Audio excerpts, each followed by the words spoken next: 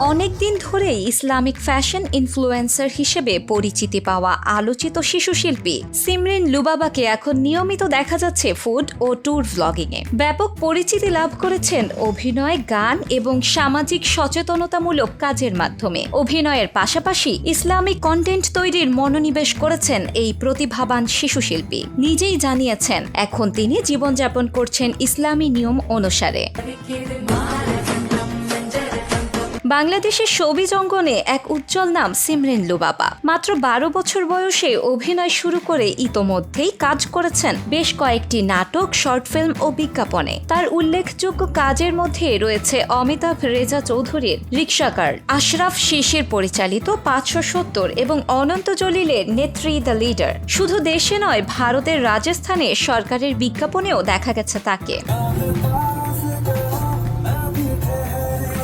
সম্প্রতি এক সাক্ষাৎকারে সিমরিন তার অনুরাগীদের পরকালের কথা মনে করিয়ে দিয়ে বলেন, সবাই যেন ইসলামের পথ অনুসরণ করে। আর এই পরিবর্তন ভক্তদের মাঝেও ব্যাপক আলোড়ন সৃষ্টি করেছে। কিছুদিন আগে আলোকিত নারী পুরস্কারে ভূষিত হন লুবাবা। পুরস্কারটি প্রদান করেন প্রখ্যাত অভিনেত্রী দিলারা জামান। অনুষ্ঠানে উপস্থিত ছিলেন চিত্রনায়িকা শবনম বুবলি সহ শোবিজের অনেকে। পুরস্কার গ্রহণের ভিডিওতে লুবাবাকে বলতে শোনা যায়, এখন আমার বেশি ভালো লাগে মানুষকে ইসলামের ব্যাপারে শিক্ষা দিতে। আমি নিজেও শিখছি।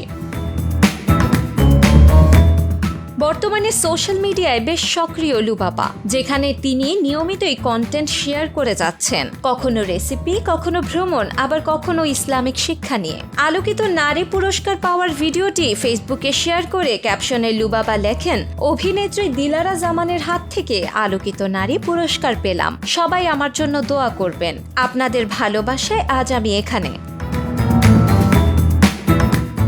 লুবাবার এই পথ চলা অনেকের কাছেই অনুপ্রেরণা হয়ে উঠেছে। তিনি প্রয়াত মঞ্চ ও টিভি অভিনেতা আব্দুল কাদেরের নাতনি। দাদার অনুপ্রেরণাতেই অভিনয়ে আসা। এর আগেও তিনি ময়ূরপঙ্খী অ্যাওয়ার্ড 2021-এ শ্রেষ্ঠ শিশু শিল্পী হিসেবে পুরস্কার পান।